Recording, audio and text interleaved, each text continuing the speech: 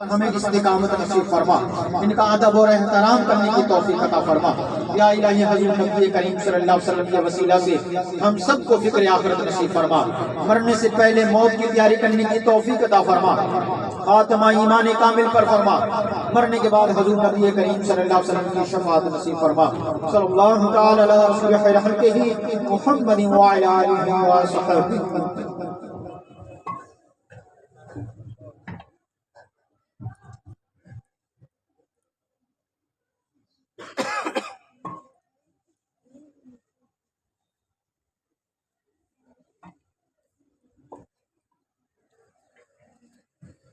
السلام علیکم ورحمۃ اللہ وبرکاتہ۔ میں آپ سب خلفائے کرام اور سالکین اعظام کا تہ دل سے مشکور ہوں کہ آپ سب تشریف لائے اور اس مبارک محفل میں آپ سب نے شرکت کی۔ اللہ رب العزت آپ سب کو ہر قدم پر ہزاروں حج اور عمرے کا ثواب عنایت فرمائے۔ میں سمجھتا ہوں کہ کافی مالی مشکلات بھی ہے، ساتھیوں کو روزگار کی بھی مشکلات ہے، گھرداری کی بھی مشکلات ہے، اور اس کے باوجود بھی اللہ رب العزت نے ہم پر کتنا کرم فرمایا کہ تمام مشکلات کے باوجود بھی ہم کچھ گھڑیاں نکال کے اللہ رب العزت کی ذکر اور یاد کی محفل میں آتے ہیں، سفر کرتے ہیں، اپنا گھر بار چھوڑ جاتے ہیں اور اللہ کے بندوں کی ملاقات اور دیدار کے لیے آتے ہیں۔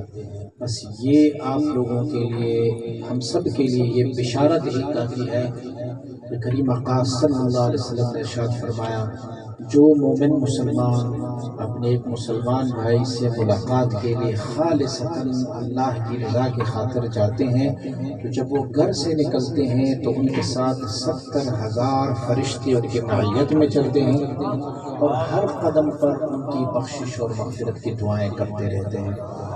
حضرت یعقوب علیہ نبینا علیہ السلام جب یوسف علیہ نبینا علیہ السلام کو بھائیوں نے کنویں میں ڈالا تو جب گھر آئے تو کہا کہ یوسف کو علیہ نبی علیہ السلام کو تو بھیڑیا نے کھایا، تو آپ مبارک نے فرمایا یہ کون سی بھیڑیا ہے کہ جس نے کسی نبی کی جسم اطہر کو کھایا؟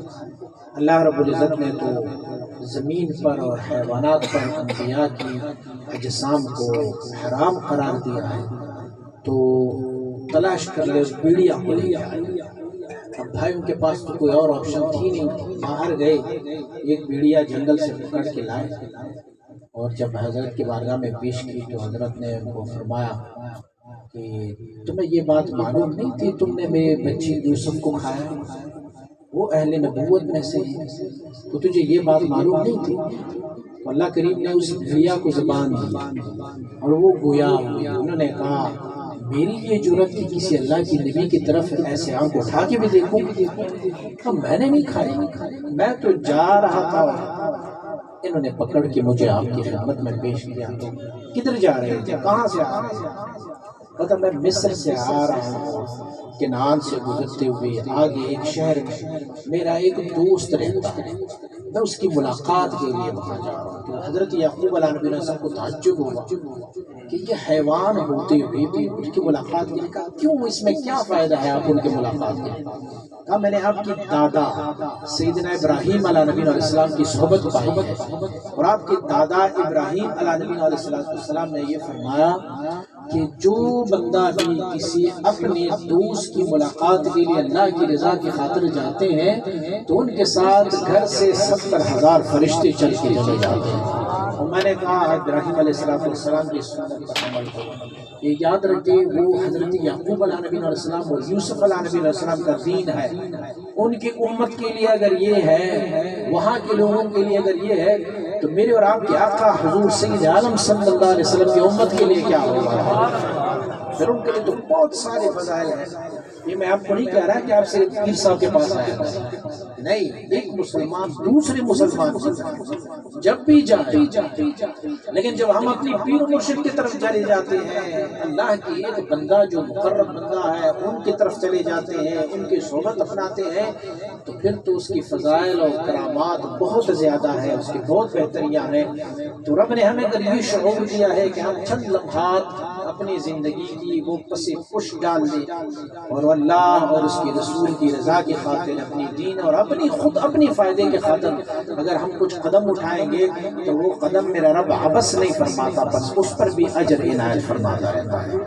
اور میرے بارے میں بھی دعا کریں کہ اللہ رب العزت ہمیں بھی یہ توفیق عنایت فرمائے کہ جو ڈیوٹی اور جو خدمت ہماری ذمہ لگی ہوئی ہے، اللہ ہمیں اسے احسن طریقے سے نبھانے کی توفیق عنایت فرمائے، اور اللہ کریم ہمیں حضور مبارک صاحب علیہ رحمہ کی اس نسبت مطہرہ پر جینے، اس نسبت مطہرہ پر مرنے، اس نسبت مطہرہ پر حشر ہونے، اور اس نسبت مطہرہ پر جنت میں بھی ہمیں یہ نعمت عنایت فرمائے۔ اللہ رب العزت آپ سب کا تہ دل سے ایک بار پھر مشہور ہوں، آپ سب تشریف لائے، اور ایک دعا اور بھی کریں۔ میں کھڑتا رہتا ہوں، میرا دل خراب ہوتا ہے جب میں اپنے ساتھیوں کو دیکھوں کہ وہ جہاں پر جوتے ہوتے ہیں وہاں پر بیٹھے ہوتے ہیں، جگہ نہیں ہوتی ہمارے پاس، تو یہ دعا کریں کہ اللہ ہمیں وسعت دار عنایت فرمائے۔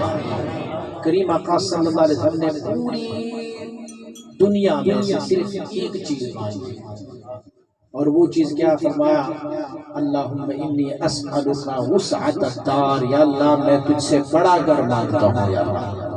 کریم آقا صلی اللہ علیہ وسلم کا گھر مبارک آپ سب نے دے، تو یہ وسعت دار اس لیے نہیں ہوتا کہ ہم وسعت دار اس لیے مانگ رہے ہوں گے کہ ہمیں اپنی کوئی اسٹیٹس چاہیے، نہیں، اگر باشد برائے یار باشد، فرماتے ہیں حضرت خواجہ عبید اللہ حرار رحمۃ اللہ تعالی بہت مالدار ترین بندے تھے، تو بڑی ان کی بھیڑ بکریاں تھیں، کوئی ایک عالم صاحب ان سے مرید ہونے کے لیے چل پڑا، جب وہ ایک جگہ پر پہنچے، وہ ایک گدے پر سوار تھے، جب گھر سے نکلنے لگے تھے، حضرت مولانا روم رحمۃ اللہ تعالی نے بھی اس واقعے کی طرف اشارہ کیا ہے، لیکن انہوں نے فرمایا کہ اس کے پاس ایک درہم تھا، جو بہت اس درہم کے ساتھ پیار تھا اس بندے کا، تو ان کو کوئی جگہ چھپانے کی نیت نظر آ رہی، تو وہ اپنی نیفے میں، اپنے ناڑے میں اس کو ڈالا تاکہ وہ بچا رہے۔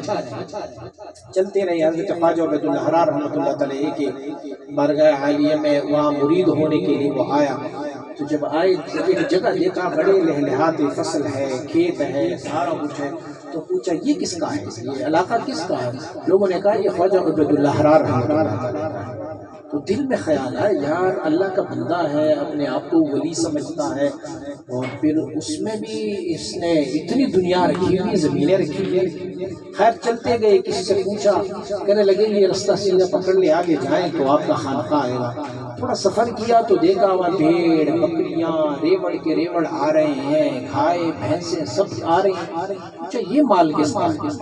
تو کہا یہ خواجہ عبید اللہ حرار کا ہے۔ کہا یار میں غلط جگہ آیا، یہ تو دنیا دار بندہ ہے، یہ تو مالدار بندہ ہے، میں واپس پلٹ جاتا ہوں۔ تو بڑا کوفت ان کو آیا، بڑی دل میں کہ یار میں دنیا دار بندے کے پاس جا رہا ہوں، میں تو سمجھا تھا فقیر ہوگا، کسی درخت کے نیچے بیٹھا ہوگا۔ تو کہنے لگے یہ جس گدے پر سوار تھے تو بڑی کوفت آئی تھی، تو گدے سے اتر گیا، اس گدے کو لات ماری، کہنے لگے چل تو بھی عبید اللہ حرار کا ہو جا، ساری دنیا تو اس نے لی، تو بھی ان کا ہو جا۔ تو کہنے لگے واپس پلٹ جاتا۔ تو کس سے پوچھا کوئی مسجد ہے؟ لوگوں نے کہا یہ ایک مسجد یہاں پر بنی ہوئی، گئے تو مسجد بڑا بنا سورا مسجد، تو کہا کہ میں بس تھوڑی دیر یہاں سوتا ہوں اور پھر اس کے بعد واپس پلٹوں گا۔ تو وہاں پر اس مسجد سے پوچھا، ایک بندہ وہاں پر خدمت گزارتا ہے، یہ مسجد کس کی ہے؟ یہ بھی خواجہ عبید اللہ حرار کی ہے۔ کہا اب کوئی چانس تو نہیں ہے جانے کا، چلو سو ہی جاتا ہوں، یہاں پر سونے لگے۔ اب سویا تو اس کی تقدیر جاگ اٹھی، تو وہ سوتے میں خواب دیکھ رہا ہے کہ قیامت کا منظر ہے اور بڑی مشکلات اور تکالیف ہیں، عالم صاحب کو، مولوی صاحب کو بھی فرشتوں نے پکڑا ہوا ہے، سوال جواب ہو رہا ہے، پھنس گیا بیچارہ سوال جواب میں، پھنس گیا تو پسینہ پسینہ ہو رہا ہے۔ دیکھا اچانک محشر کے میدان میں، خواب دیکھ رہا ہے محشر کے میدان میں گھوڑے پر ایک بندہ سوار ہے اور رہا ہے، تو پوچھا فرشتوں سے کہ یہ کیا ماجرا ہے؟ انہوں نے کہا فرشتوں نے کہ یہ بڑا مجرم ہے، اس کے اعمال بڑی ناقص ہیں، تو اس کو نہ سزاوار ٹھہرایا گیا ہے کہ اس کو جہنم میں داخل کر دیں۔ تو گھڑ سوار نے ان کو کہا فرشتوں کو کہ بھائی یہ تو عالم ہے، اللہ کا بندہ ہے، تو اسے کا سزاوار ہے، کیا کیا جا سکتا ہے، عمل نہیں ہے کوئی ان کے پاس۔ تو فرمانے لگے یہ میرے پاس جو اتنا مال ہے یہ کس کام کا ہے، میرے مال میں سے کچھ حصہ دے دو ان کو اور رہا کرو، یہ تو اور تیرا رب فیصلہ کر لے، ہم تو فرشتے ہیں۔ کہا پروردگارا میں نے اپنے مال میں سے کچھ مال اس کو دے دیا ہے جو فی سبیل اللہ میں نے خرچ کیا، تو میں نے دے دیا ہے، اللہ اس کی بخشش و مغفرت فرما دے۔ اللہ رب العزت نے اس کو میزان کے ترازو میں ڈالا اور بس وہ کامیاب ہوا کہ جاؤ جنت کی طرف جاؤ۔ دوڑے دوڑے خوشی کے ساتھ جو گھبرا کے اٹھے، جب اٹھے تو دیکھا مسجد کے سامنے جو ہے ویسے ہی گھوڑا کھڑا ہے اور ویسا ہی ایک بندہ اس گھوڑے پر سوار ہے، کچھ ان کے ساتھ لوگ ہیں، سالکین ہیں، صالحین ہیں، تو آپ کو اتارنے میں مدد دے رہے ہیں کہ اترنے میں مدد دے رہے ہیں۔ تو ایک بندے سے پوچھا یہ بندہ کون ہے؟ انہوں نے کہا یہ خواجہ عبید اللہ حرار ہے۔ کہا میں نے ابھی خواب میں ان کو حشر کے میدان میں دیکھا، دوڑے دوڑے ان کے پاس گئے، قدموں سے لپٹ گئے، حضور مجھے معاف فرما۔ اچھا جس وقت وہ مسجد میں داخل ہو رہے تھے تو اس نے ایک مصرع پڑھا، اس نے کہا تھا نیست ولی آن کی دنیا دوست دار، وہ ولی ہو ہی نہیں سکتا جو دنیا سے محبت رکھے دنیا کا، تو میں تو ابس آیا۔ تو حضرت نے ان کو دیکھا، مسکرایا، فرمایا بیٹا ایک مصرع آپ نے پڑھا تھا تو پھر سے پڑھ کے سنا۔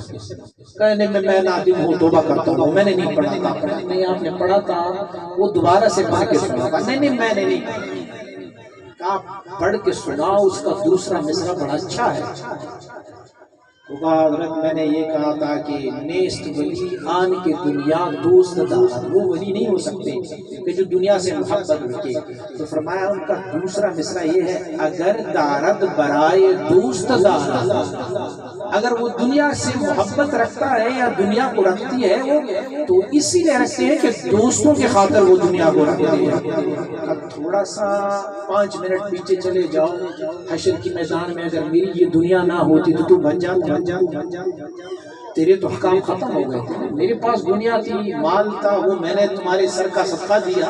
اور تو فرمایا نیست ولی آن کے دنیا دوست دار، وہ ولی نہیں ہو سکتا جو دنیا کو دوست رکھتا ہے، لیکن اگر دارد برائے دوست دارد، فرمایا اگر دنیا والا کوئی کام کرتا ہے تو اس لیے نہیں کرتا کہ اپنی جان کے لیے، اپنی نفس کے لیے کر رہا ہے، وہ دوستوں کی خاطر وہ کام کر رہا ہوتا ہے۔